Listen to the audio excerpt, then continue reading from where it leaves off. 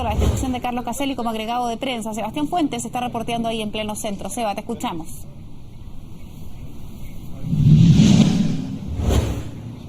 Hola, ¿cómo estás, Verónica? Muy buenos días. Nos encontramos en el frontis del Ministerio de Relaciones Exteriores porque no solamente una carta van a entregar los diputados, sino que también la camiseta de la selección chilena, haciendo una ironía con los logros deportivos de Carlos Caselli y también con la situación que implica a Cancillería. Estamos junto a los diputados Gabriel Silver y también con Daniel Farcas para que nos cuenten más detalles respecto a esta situación, diputado. Bueno, nosotros, como lo hemos señalado en todos sus tonos, sentimos que la decisión que tomó la Cancillería es arbitraria, es caprichosa, de alguna manera al faltarle el respeto a la figura, en este caso a la persona de Carlos Caselli. Hemos tenido experiencias anteriores similares en Cancillería donde se ha dado la posibilidad a la persona imputada, en este caso me refiero al embajador Contreras en Uruguay, de hacer su descargo, visitar la Cancillería, pedir efectivamente disculpas públicas, y aquí por el contrario hemos visto que una entrevista que se refería a otros temas, por una línea en este caso que no se condice con el lineamiento general de Cancillería en esta materia, recibe una verdadera pateadura en el piso y finalmente es sacado sin explicación alguna, en este caso de su responsabilidad en la embajada en España. Nosotros sentimos que la figura de Caselli le ha dado mucha alegría al fútbol nacional, pero también ha sido una figura relevante en los años 80, en lo que se refiere a la recuperación de la democracia. Recordemos lo valiente que fue, por ejemplo, al no darle la mano a Pinochet. O sea, cosas que engrandecen en este caso a su persona y que hubiésemos estimado de parte del canciller mayor decoro, respeto efectivamente por su persona.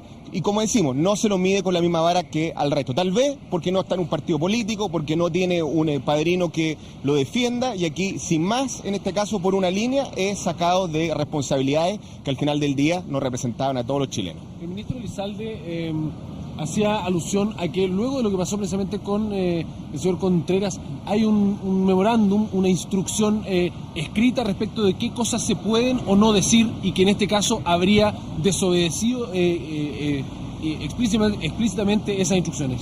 Mire, francamente yo quiero decir que esta camiseta que vemos acá es la camiseta que lució Carlos Caselli para darle alegría a las chilenas y a los chilenos durante muchos años. Han habido situaciones aquí lamentables, no solo en política exterior, también de algunos seremis que han hablado de política exterior, que incluso han hecho actos vandálicos y no han sido sancionados. Han habido distintos cores que también han hablado de política exterior, y de repente, justamente cuando Carlos Caselli, el patrimonio de Chile en materia futbolística y que representa además, como bien decía el diputado Gabriel Silver, uno de los íconos de la lucha antidictatorial. Recordemos lo que fue, no solamente, como decía el diputado Silver, cuando no le dio la mano a Pinochet, también lo que fue la despedida de Carlos Caselli. Fue un verdadero acto antipinochetista que nos permitió a muchos expresar nuestra opinión, y particularmente a los dirigentes estudiantiles, atraer a mucha gente a la calle para demostrar nuestro descontento. Además, quiero decirle que esto es un verdadero autogol de nuestro gobierno, tal como lo es, a mi juicio, el que la presidenta lamentablemente no reciba a las esposas de Ledesma y López. Son cosas que francamente no están en la línea correcta, que no creemos que vayan en el sentido que la ciudadanía nos está pidiendo. Y con respecto a Carlos Caselli, una cosa muy clara: nosotros pedimos hoy día a nuestro gobierno que restituya a Carlos Caselli en su cargo, y que obviamente, si que haya que dar alguna disculpa, se utilice la misma lógica con que se han tratado otros temas parecidos. Diputado, pero ¿no se confunde un poco esa misma lógica, lo que tiene que ver con los logros pasados de Carlos Caselli con el cargo que está ostentando ahora como agregado a prensa, donde tiene que tener un cierto grado de neutralidad? A ver, si el gobierno tomó la decisión de ponerlo en esa responsabilidad, uno entendería que cumplía a cabalidad todos los requisitos y el perfil que se requiere para desempeñar sus funciones en la Embajada de España.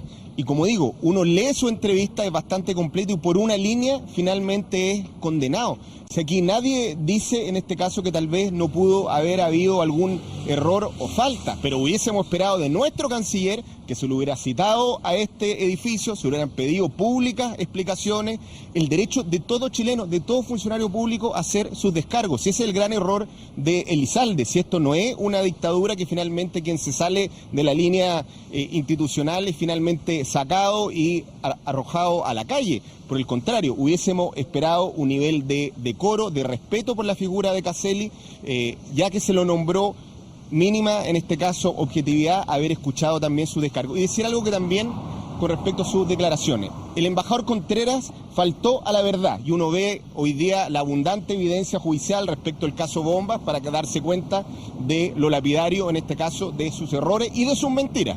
Aquí, en cambio, el señor Caselli dijo verdades que hoy día fueron reconocidos por el propio Podemos respecto al tema de su financiamiento y en consecuencia es al final del día una diferencia política entre el canciller y lo que dice en este caso el señor Caselli, cosa que es aún más grave porque en este caso no todos tienen por qué compartir lo que piensa en este caso el señor Heraldo Muñoz respecto a todos los funcionarios públicos. Esto no es un regimiento. Además, yo quisiera decir justamente en relación a eso que el señor Monederos, que es la persona que está a cargo de las finanzas de este grupo antisistémico Podemos, es un señor que reconoció que hubo aportes del régimen chavista de Maduro a ese movimiento. Por lo tanto, ¿de qué estamos hablando? Hay personas que dicen la verdad, probablemente no fue políticamente correcto, probablemente no era la forma ni el momento, pero con las personas que designaron a Carlos Caselli en ese puesto tienen que saber que él es un hombre con autonomía y que obviamente va a tener opinión sobre las cosas. ¿Y el instructivo dónde queda? Porque lo de Contreras, antes de que saliera el instructivo, había una orden expresa de Cancillería para no emitir opiniones ni de política interior ni de política exterior. A ver, yo creo que el instructivo hay que interpretarlo con criterio, en este caso, y sentido común.